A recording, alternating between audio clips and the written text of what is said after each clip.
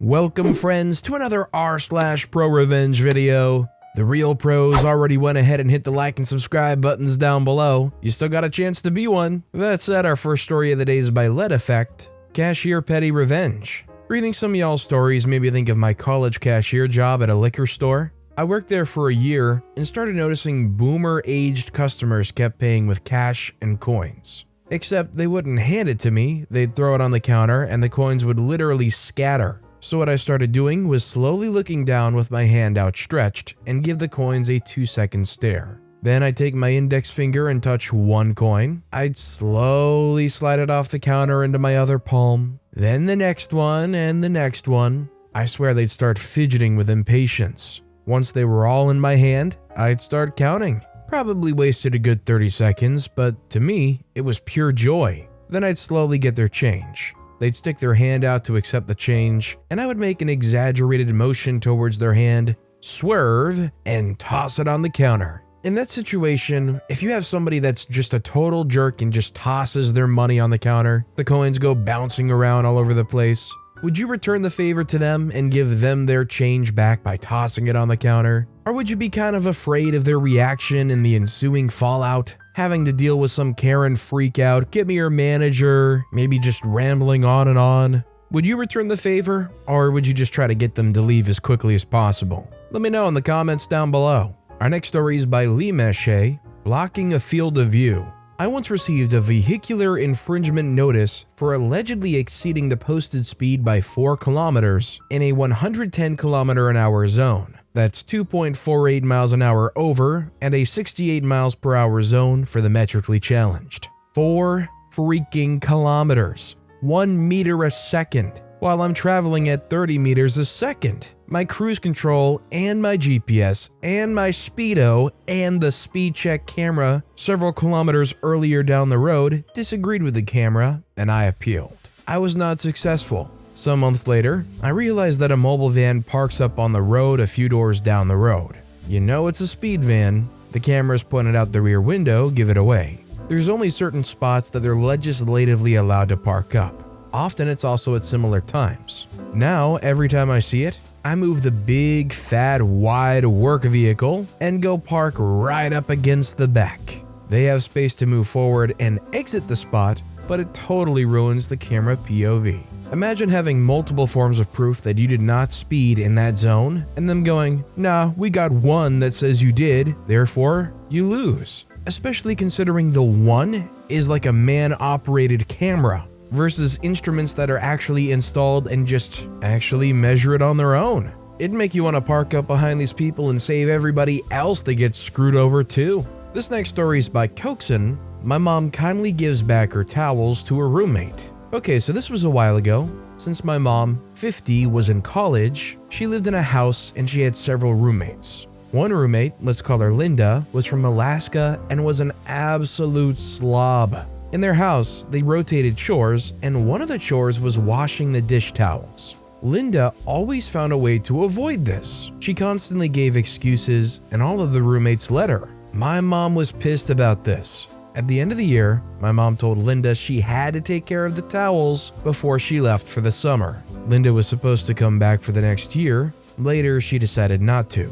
A few hours after my mom told her this, Linda magically disappeared when my mom was looking for her. All she could find was her suitcases she packed. My mom was angry, but she resigned herself to having to clean the towels. After going in the kitchen, my mom could not find the towels. She looked and looked until eventually she found them in the back corner of the cabinet behind the sink in a black garbage bag. There were quite a few towels stuffed in the bag. They were all gross and moldy because every time Linda actually claimed to wash the towels, she stuffed them in the bag and hid them. In an act of revenge against messy Linda, my mom took the towels and put them in Linda's luggage. Later, once Linda got home, she called everyone in their house to see who put the towels in their bag. My mom was on the couch when one of her roommates, who was beside her, was called by Linda. The roommate was known for being honest. After a short discussion with Linda, the roommate said something along the lines of, "Hang on, I'll ask OP's mom."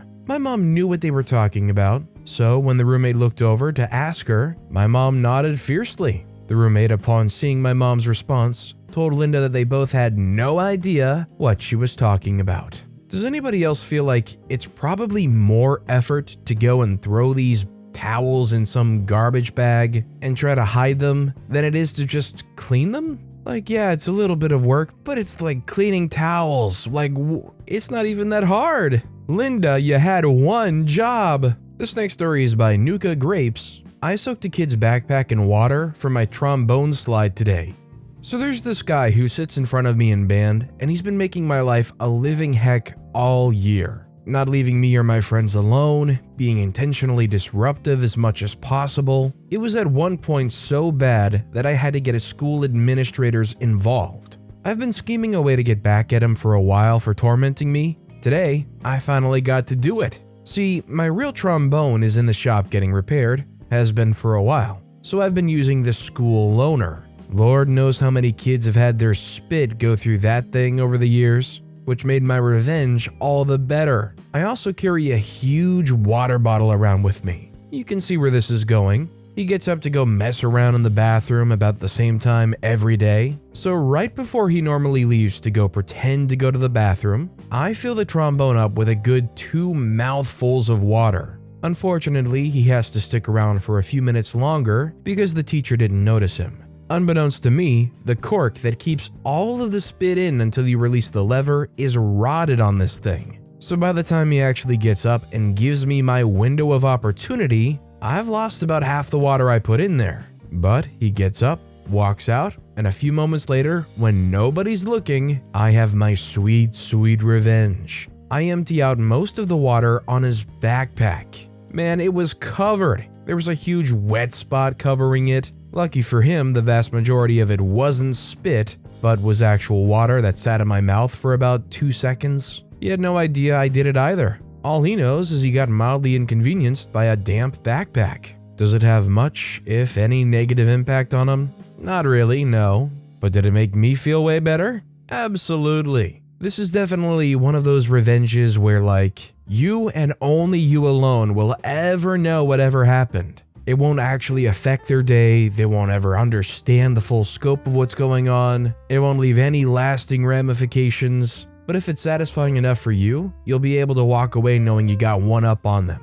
This next story is by Gem Skull. No reply to group chat? Now it's gone. Just a preface, I know I may have overreacted and gone the dramatic route, but I guess that's why I'm posting here in the first place. I'm in college, and when classes started, I took it upon myself to make the group chats for them. Unfortunately, I did end up dropping 2 classes that I made chats for. I couldn't leave the group chats without the app wanting to delete the entire thread, so I muted them just to make it easier for everyone. I could still read the chats, and knew I had to retake the class at some point anyways, so I dropped a message in one thread with a polite mini paragraph on why I was still in the chat, couldn't leave without deleting, and if they could give me their input on the professor and how they liked his teaching. I couldn't find them on Rate Your Professor. No reply. Irked me a bit, but I figured people are busy, let me wait. I finally see a reply, but it's not to me, and they actually completely ignored me and continued their conversation as if I was not there at all. So, I ended the chat,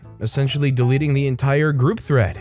I know it's dramatic, but I've been ignored so much in my life, and it took so much for me to pipe up in the first place. Now it's gone, and I'm not sure if they'll realize what happened or how they'll make a new one, but I'm not in the class, so not my problem. Oh well. Definitely a very petty thing to do, but honestly, like, if you put yourself in that group scenario and you put yourself out there and you're like, hey guys, is the professor good? Do you guys enjoy the class? You sit there, you wait for a reply, and then they just start talking around you. It's definitely a big, okay, well screw you guys then kind of moment. And our final story of the day is by Egnards. I guess it's my business now. A Tale in 5 Acts. Act 1, do what you love. As an aimless teenager, I started working for a small business owned by Steve. It turns out I really enjoyed what I did, so slowly over time, my life plan shifted to make sure I could continue to work for Steve for the long term. This included transferring to a local college, and because the business was predominantly run on part-time hours, making sure that any other jobs I had never conflicted with the hours I was expected to work for Steve. Steve was flawed, but overall a good boss who mostly looked out for me. I certainly think over the years he had taken advantage of me in small ways, but Looking back, I really have no complaints. The thing is that while I started working for Steve, the business name recognition was always directed towards Steve. Over the years, it eventually became, "Go to OP, he's the best." This got to the point where I do indeed truly believe that if I did not end up working for Steve, it's very likely his business would have been nowhere near as successful as it eventually became. As years went on, it was heavily implied that when Steve retired, the business would go to me. It was never specifically stated, but Steve did have a way about skirting around those types of issues and giving me hope. Act 2, enter Kyle. About 3 years before COVID, Steve decided to retire and sell his business. He did indeed fulfill his promise by making a half-hearted attempt to sell it to me at an unreasonable price, but it was very clear he already had another buyer in mind, Kyle. Kyle owned another local business just outside of our market area in the same industry. Because of the way the industry worked, there wasn't really much, if any, overlap in potential customers, but Kyle had a very large amount of money and was willing to buy. What's important to note here is that, again, I do truly believe that if I didn't play ball and agree to work for Kyle, my role was so integral to operation in our business that there was no possible way a sale could go through. Over the course of negotiations, Kyle ended up buying the business and putting me in charge of running the day-to-day. Something I was mostly already doing, but with a few more administrative tasks tacked onto it. The thing is, my name was still the name in town, and Kyle made zero effort to ever be on location, so nobody that did business with us ever really knew who Kyle was. Act 3, Kyle's kind of a jerk, and how I learned to stand up for myself.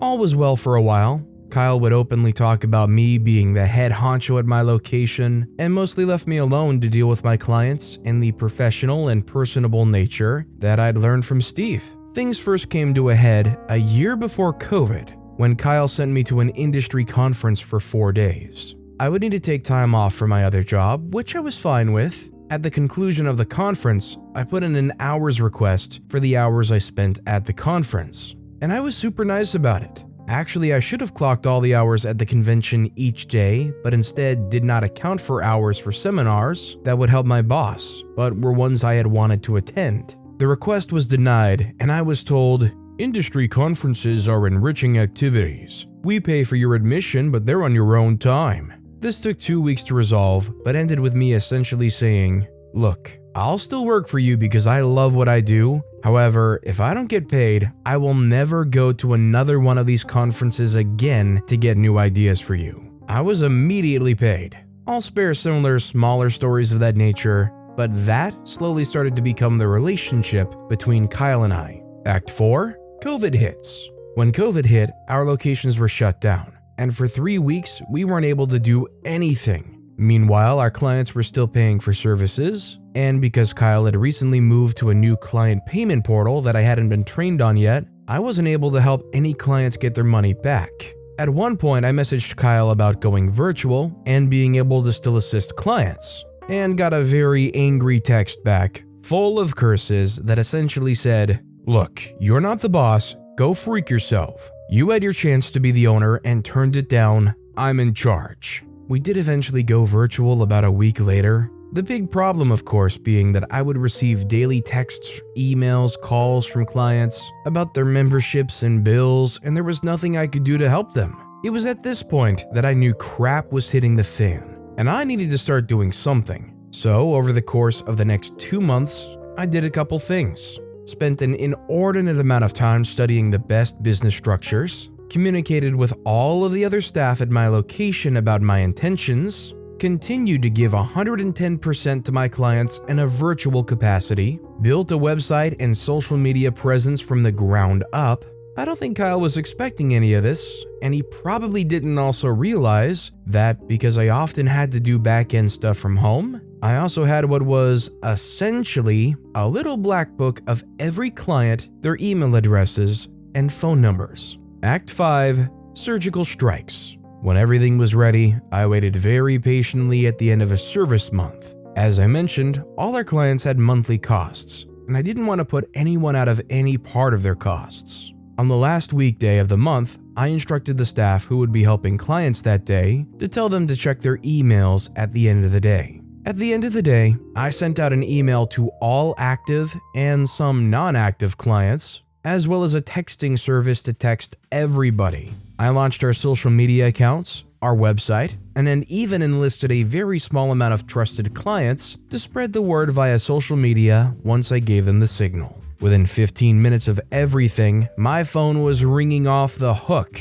I had 50 plus emails in my inbox from different people, and my Facebook accounts were completely blowing up with local chatter. I also heard from many of these people that they were calling Kyle to cancel their service. We hosted a Zoom meeting for all the concerned parties and essentially decided to take the weekend to clear up any confusion with the systems and start fresh and open our doors on Monday. Within an hour of everything, Kyle sent out a text blast to every client that they would be shutting their doors effective immediately. At the start of COVID, we had roughly 50 active clients at the business. On my first day of business, I had 75 signed up active clients. Mainly inactive ones telling me, yeah, we stopped doing business with you guys because Kyle was kind of a jerk. What's really important to keep in mind here is that I never wanted to, nor cared to be, a business owner. I was very happy working for somebody else as long as I wasn't treated like crap.